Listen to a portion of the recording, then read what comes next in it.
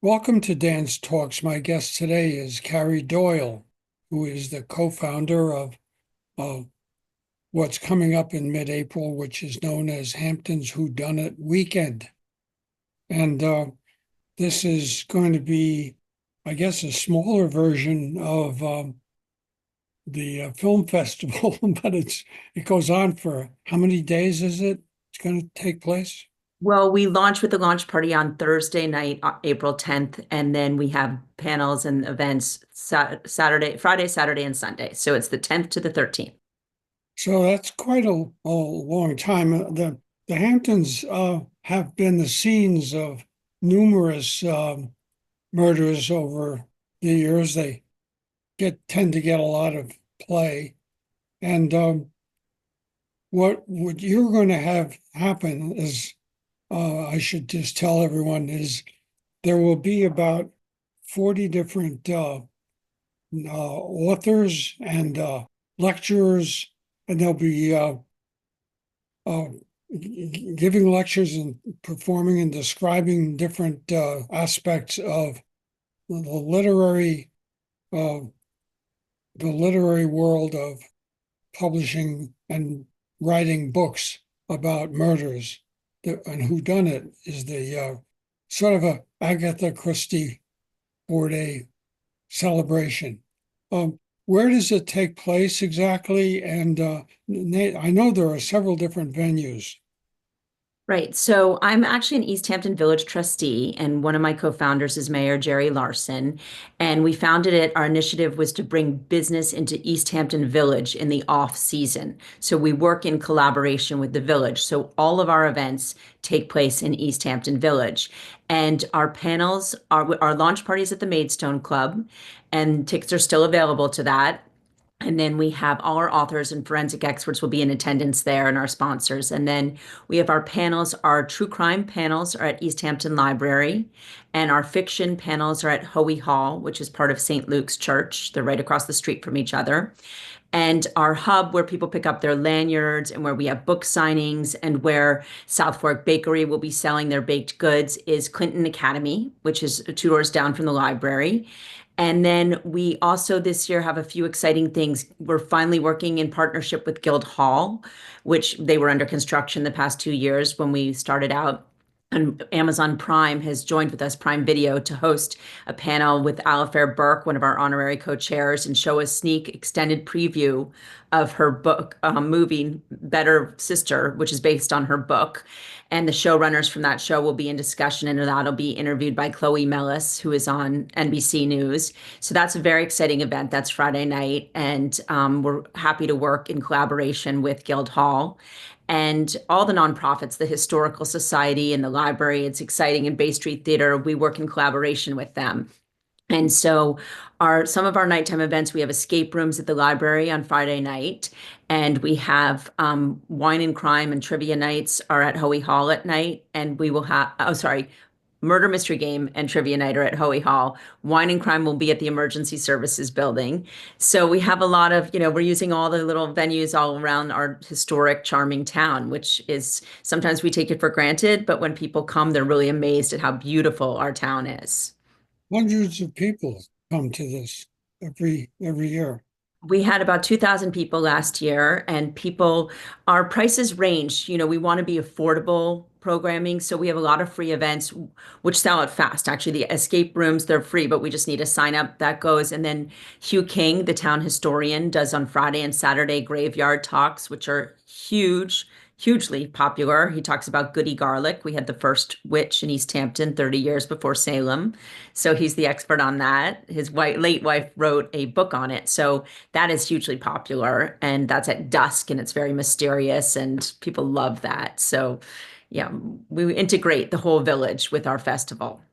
Well, it's interesting between St. Luke's and the library, where some events are taking place, is the town cemetery, for which goes back. Some of the earliest settlers are buried there, and I should think of some scoundrels who are buried there who are prominent, and perhaps some victims. I know there's um, a lot of the gardeners, which were and are the owners of the second largest private island in America, um, off the coast of Amagansett, and had at one point, because of the way that is also was deeded to our ancestors back then in 1639.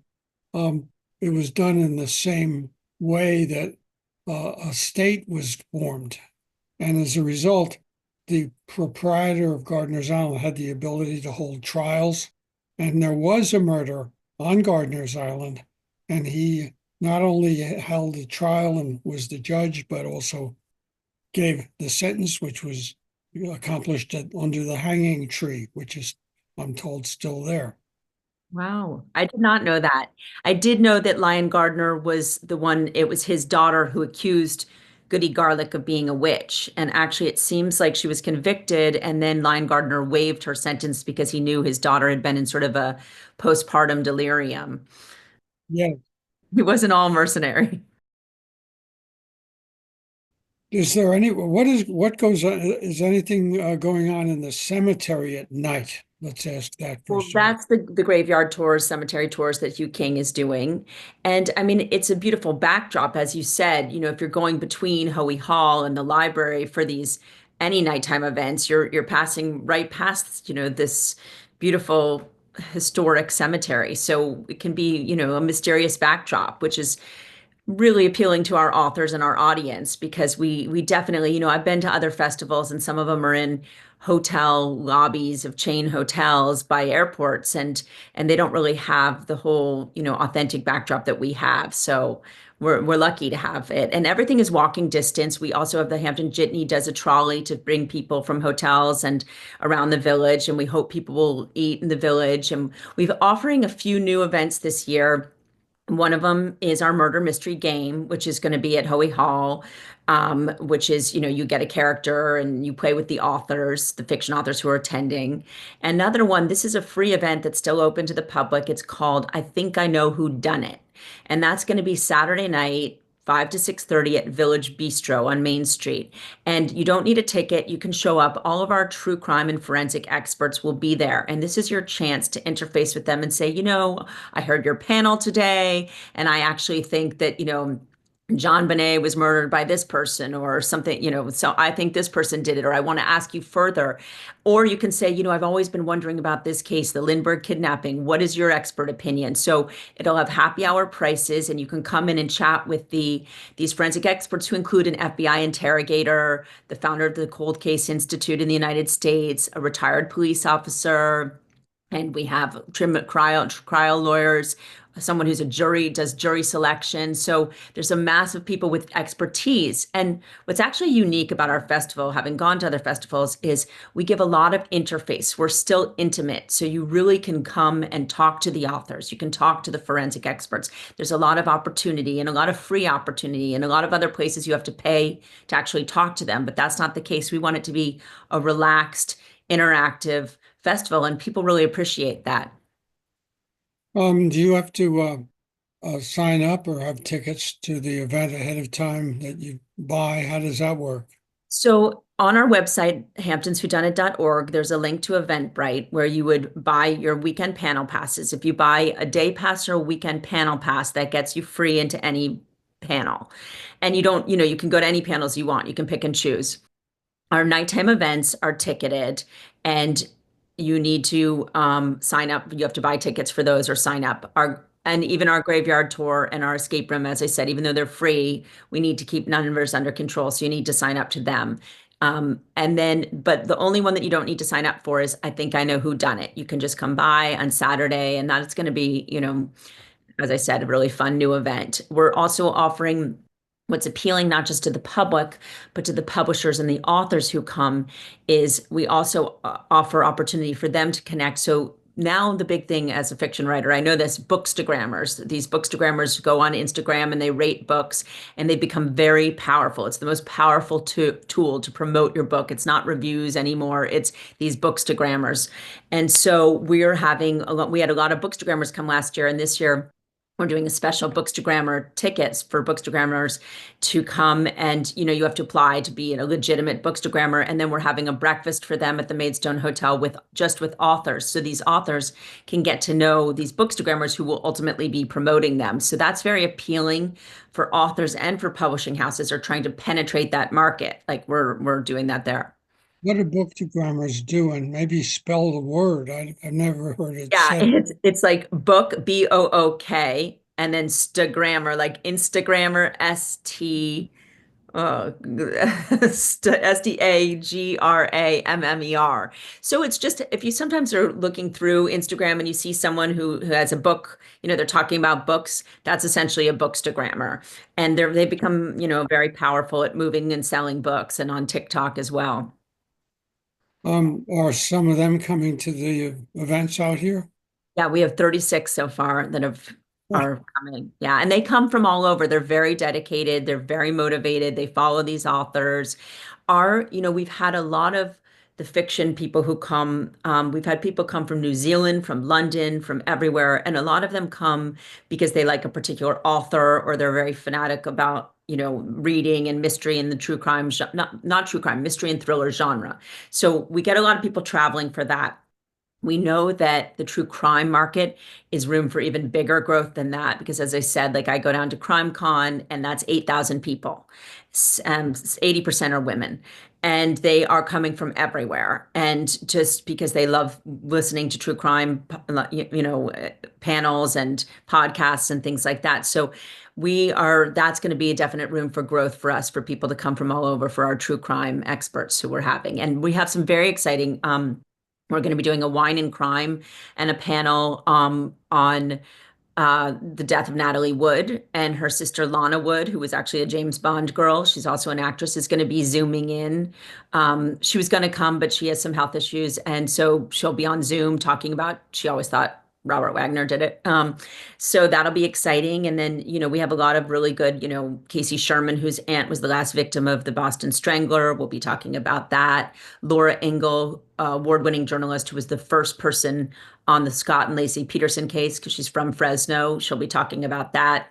So you'll hear a lot of different information than you think, you knew. That's one thing I find about these cases is you think you know them, and then you come and you hear these experts and you realize how much information you did not have. So that's one thing you'll get out of our panels.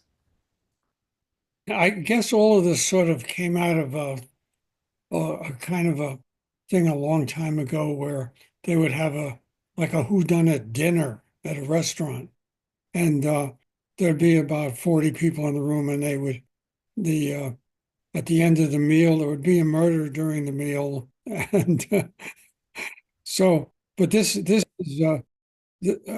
one of the largest gatherings of this kind that you know of? It's getting to be, except for CrimeCon, but I will say it's the only one I know of that is both true crime and fiction. So if you go to CrimeCon, that's exclusively true crime. If you go to Capital Crime in London, that's exclusively fiction. Like we are totally a combination. So there's something for everyone. And that's our goal, to appeal and to have interactive learning and to have, you know, it's not boring. It's interesting. You're engaged because mysteries, you need to use your brain to solve a mystery. And that's why people like these events because, it's not just salacious. It's just you're interactive. You're thinking when you hear things. How did you come up to have this idea to do this out here? I know I met you before we did the first one, and Yeah. I'm a big fan of the main star you had of the at the first one, Connolly. I'm reading his books Oh, Michael Connolly. Yeah. and Yes. met him, and it was like very exciting for me to be part of I know that. that was exciting for me. I was ecstatic because I have read every single book Michael Connolly's read and written, and I've watched every TV show based on his books. I was running for office and a friend had come from Icelandic Noir, which is a mystery, but fiction mystery crime in Iceland. And she said, you should do one of these. And then when I was running, they asked me, what would I do for off-season programming? And I said mystery and crime because I'm a mystery writer, but I'm also interested in true crime. And then Mayor Larson loved that idea. So we got started on that. And we were fortunate, we have some honorary co-chairs who live in the village who were generous with giving us their contacts for fiction authors. And then we just went from there. What office were you running for when you first Oh, started? East Hampton Village trustee. I see. So Yeah. did you grow up out here in East Hampton? I grew up summering out in East Hampton. My family always had a house my whole life. And I now spend more of my time. I ran as a second homeowner because 87% of East Hampton Village is second homeowners. And so they hadn't had anyone represent them for about 20 years. So I ran as that. But I do spend now, I work in East Hampton and then I come back to New York to relax. So it's the opposite. But my husband's mostly in East Hampton, but I do like to go back and forth. But I love East Hampton, obviously. Did you discover it initially? Were you born and raised out here? Born and raised in New York City. What was when you were growing up, were you interested in crime fiction early on, or had you thought you'd become like, a doctor or a housewife, or what was your thinking as you grew into personhood? Well, I think I always was going to be a writer because I always wrote stories. And my aunt was head of Doubleday book clubs. And so she used to ask my sister and I to read and do reviews of books, age appropriate and see if they should be part of it. So she had us do that. And I always loved writing, and my favorite books were always mysteries. And then additionally, I ended up being sort of around a lot of murders. In my building in New York City, my upstairs neighbor used to go jogging with O.J. Simpson, and our doorman stopped letting him in. They stopped telling our upstairs neighbor when he was coming to go jogging, and we thought, why are they doing that? And maybe they were racist or whatever. And then when he murdered Nicole Brown Simpson, our doorman said, I stopped letting him up because I saw him beat the hell out of her outside the building. And so I never would let her up again. And that actually years later, Nicole Brown Simpson's diary was published publicly. And she did say the first time he beat me up was outside of this building. So that actually did happen. So I became obsessed with that case, the O.J. Simpson case. I had a friend in boarding school whose sister was murdered at college, and the police came, and she was dying, and they said, who did it? And she wouldn't tell them. They knew she knew, but she wouldn't say. And then she died. And that always really haunted me. And they've never caught the killer of that. And I just felt like I'd had a few sort of run-ins. My another doorman killed his wife and went to prison for 25 years. So these all things were kind of close to home to me. And Robert Chambers, the preppy murderer, I used to see him every day, lived 2 blocks away from me. He would walk around. So it sounds sort of random. I know people have murders, but I grew up on the Upper East Side, and I had a lot of, overlap with murders. So it's always been a fascination for me. I love Dominic Dunn. I think was the only person in boarding school that would sit in my room and just read Dominic Dunn books all the time. And actually, Dominic Dunn's daughter went to my boarding school, the one who was murdered. So there you go. Which schools did you go to? In the boarding school I went to was Taft, in Connecticut, but I had gone to Spence School in New York, and on the Upper East Side, which is where I grew up. And so, yeah, there was a lot. I guess it's always been sort of something that has fascinated me. The that you can know people, and then they can do these horrible things, and then you see them carrying on with their lives, and you're like, wow, that's or people who are victims. Again, I think it's important to acknowledge the victims of these crimes. It's not just about the killers. And actually, it was interesting. I went to Capital Crime, and they said to the audience, everybody here, give me the name of a famous killer. And so people were shouting out Ted Bundy, Jack the Ripper, whatever. And then they said, now give me the name of a victim.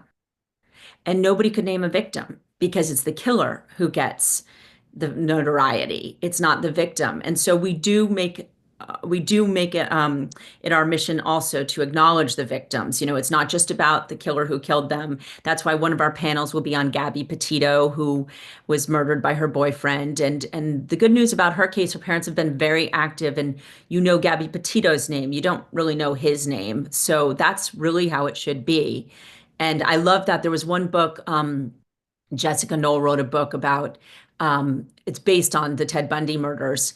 And she doesn't name him at all. She names the victims, and even in the book, she doesn't. And that's sort of how it should be. That was another case. My aunt was someone who escaped Ted Bundy, and that case also just was an amazing. It totally rocked my world. So, yeah, lots of overlap there. Talking to you from, look, I'm looking out at Central Park across Fifth Avenue while speaking to you from Yeah, here in on 85th and 5th. I grew up on 93rd and 5th.